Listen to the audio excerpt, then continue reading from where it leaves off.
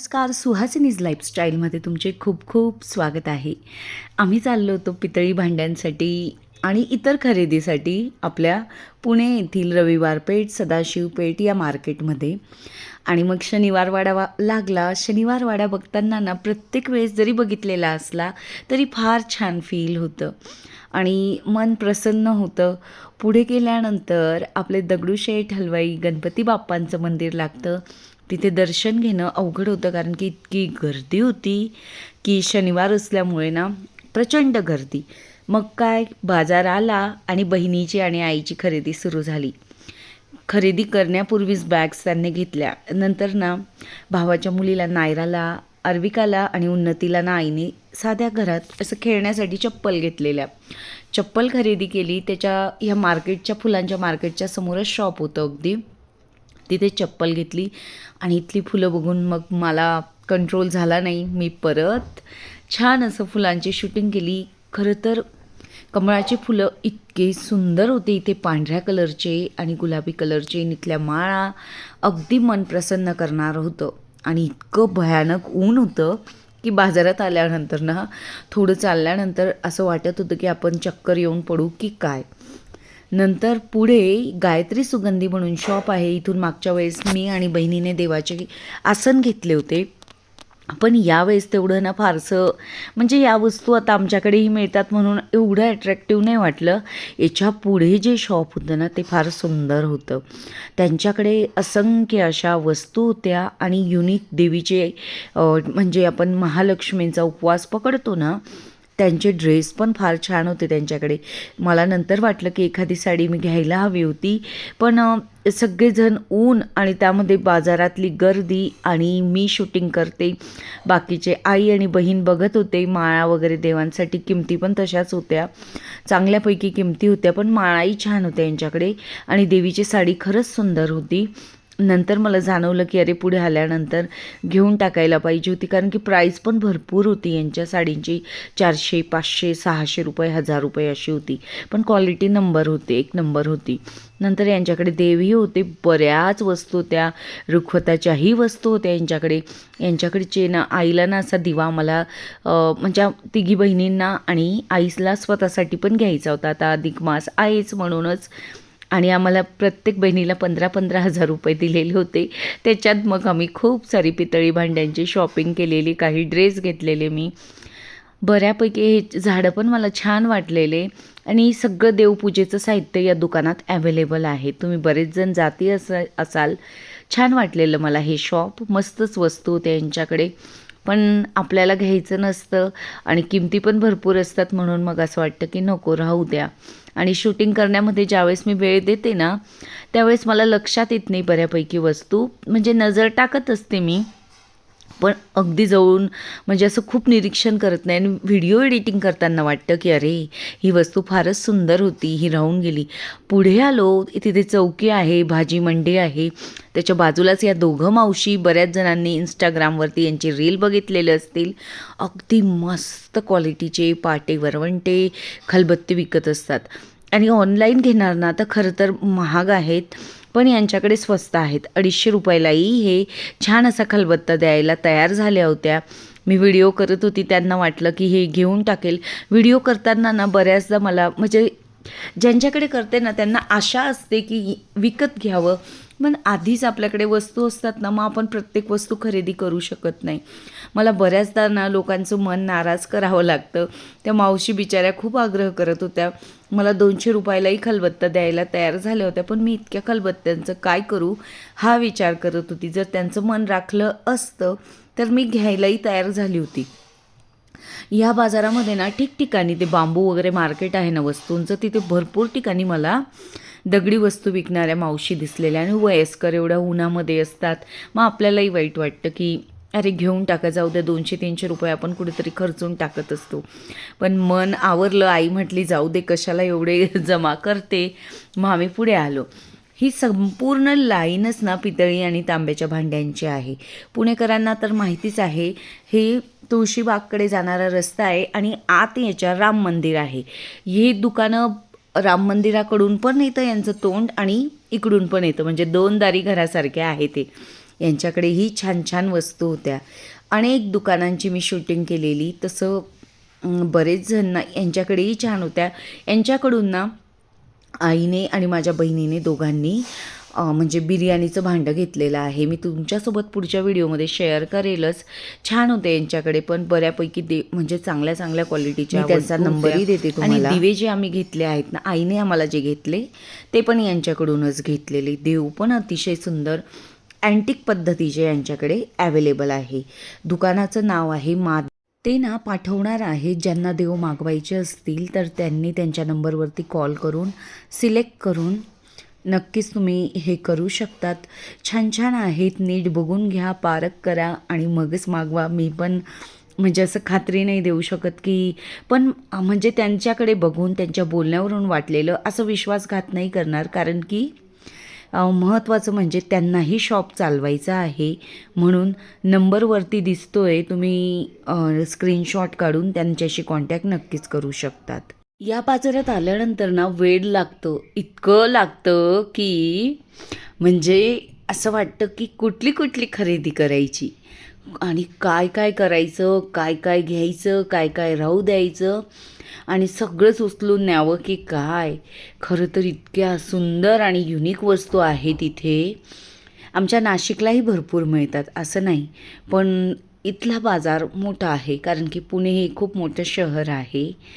फारच छान अशा स्वामींच्याही मूर्ती, प्रत्येक देव असे आकर्षक, म्हणजे लाईट्स चमकल्यामुळे ना असं प्रॉपर खूप चमकत होतं सगळं.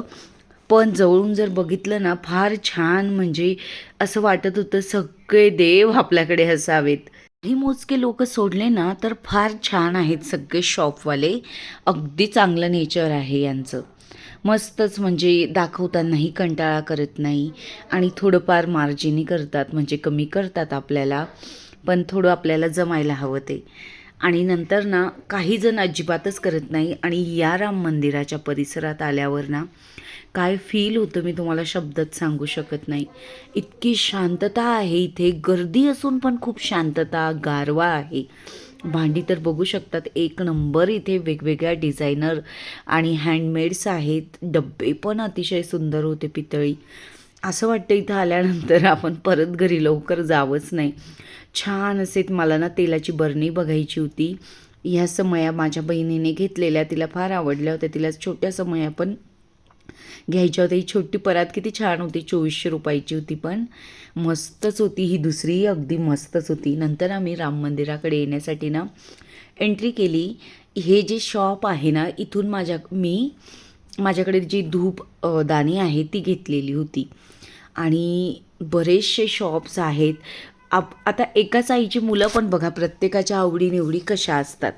मला पितळी भांडी जमवायला खूप आवडतं आणि घरातल्या वस्तू. माझी बहीण आहे, आता ती शिक्षिका आहे, तिची आवड वेगळी असू शकते, तर तिला ना जास्त इमिटेशन ज्वेलरी, नंतर म्हणजे अशा ज्वेलरीमधल्या वस्तू जमा करायला खूप आवडतात. प्रत्येकाची चॉईस ही वेगवेगळी असते. तर ती ज्वेलरी बघायची आणि मी पितळी वस्तू बघत होती. हे जे आपलं धूपदाणी, मला असं वाटत होतं अरे माझी किती जुन्या पद्धतीची आहे, ह्या किती सुंदर आहेत, पण यांच्या प्राईस खूप जास्त होत्या. माझी 600 रुपयाचीच होती. ह्या जवळपास 3, 4, 2500च्या अशा होत्या. छान होत्या, अगदी मस्तच होत्या. आणि हँगिंग दिवे पण इतके सुंदर आहेत इथे. आणि हे आहे शकुंतला पात्र, मला फार घ्यायची याला इच्छा होती. छान आहे एकदम मस्तच. पण दादा काही कमी करायला तयार होत नव्हते. भरपूर असं घिस घिस घिस घिस केली मी आणि शेवटी हे पात्र मी घेतलेलं आहे. याच्यात 1, 2, 3 असे नंबर्स आहेत. मोठे पण पात्र आहेत. हा तांब्या आणि त्याचं फुलपात्रही पाण्याचं छान होतं. हे सगळे हँडमेड भांडी होती. 1, 2, 3 असं मी 3 नंबरचं पात्र घेतलेलं आहे. 1, 2 इथे अवेलेबल आहेत.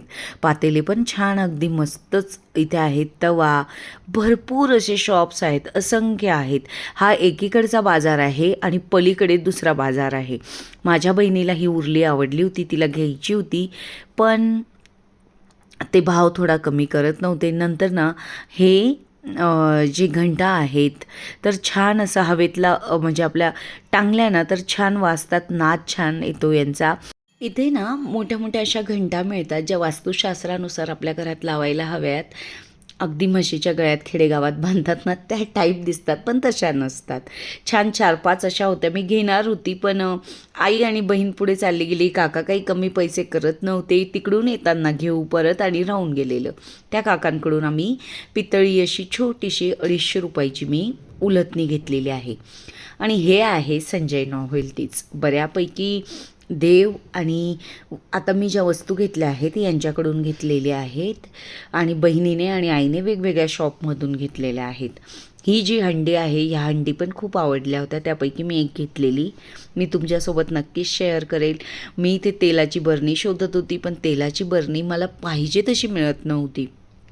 1 लिटर तेलासाठी हवी होती मला. भरपूर होत्या, पण मला आवडणारी म्हणजे असं बघता क्षणी मला आवडेल अशी नव्हती. नंतर मला हे आपले छोटेसे गंगाळ घ्यायचे होते.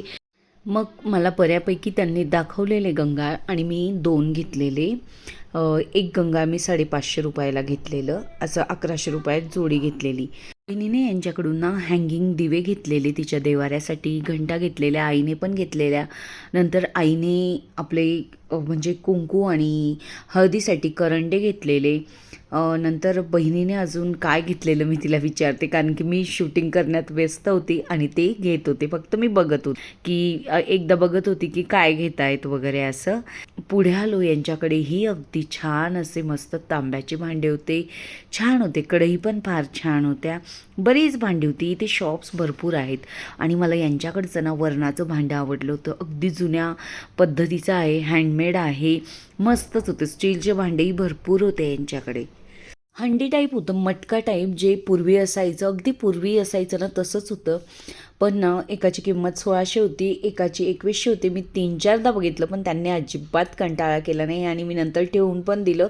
म्हणजे अगदी छान असं म्हणजे त्यांनी असं नाही घेतलं तरीही छान. नाहीतर काही शॉप्सवाले ना इतक्या रागाने बघतात ना. नंतर परत संजयमध्येच आलो आणि परत तेलाची बरणीकडे मी बघत होती. परत मग ना आई आणि बहीण वेगवेगळ्या शॉपमध्ये फिरत होत्या आणि मी शूटिंगचं काम करत होती. मला हा परिसर मस्तच खूप आवडतो, कारण की इथे शांतता असते आणि अगदी राम मंदिर असल्यामुळे ना इथली एनर्जी वेगळीच असते. फार छान फील होतं इथं आल्यानंतर. या आईने आणि बहिणीने ह्या घंटा घेतलेल्या आहेत, हँगिंग दिवे घेतलेले आहेत. मी जेव्हाही दुपारी जातो ना हे मंदिर बंद असतं, त्यामुळे आज जाऊन मूर्तीचं दर्शन घेता येत नाही. आणि पण म्हातारे लोक ना इथं झाडांखाली सावलीमध्ये बसतात आणि छान आराम करत असतात. पुढे आलो. पुढे ना नंतर हे रामचंद्र शॉप आर्ट्स नावाचं, जे मी सगळे जवळपास देव यांच्याकडून घेतलेले आहेत.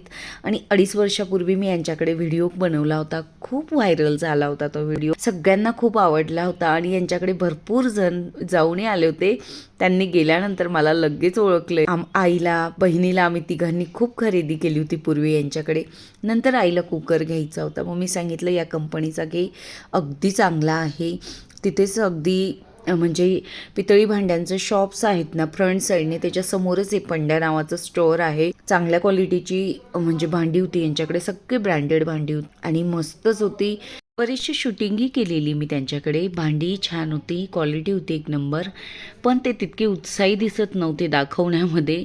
मग आईने कुकर त्यांच्याकडून घेतलेला, बहीण पण घेणार होती, पण नंतर बहिणीने कॅन्सल केलेला. त्याच कंपनीचा छोटा कुकर घेणार होती ती 3 लिटरचा. यांच्याकडे फ्रूट्स बास्केट्स आणि कांद्यासाठी बास्केट्सही फार छान होत्या. या प्लेट्सही मला खूप आवडलेल्या, इडली आणि काही आपलं चटणी वगैरे खाण्यासाठी. चा व्हिडिओ कसा वाटला ते नक्की सांगा. तुमच्या कमेंट्स मला नेहमीच प्रेरणा देत असतात. नक्कीच लाईक करा. चॅनलला नवीन आला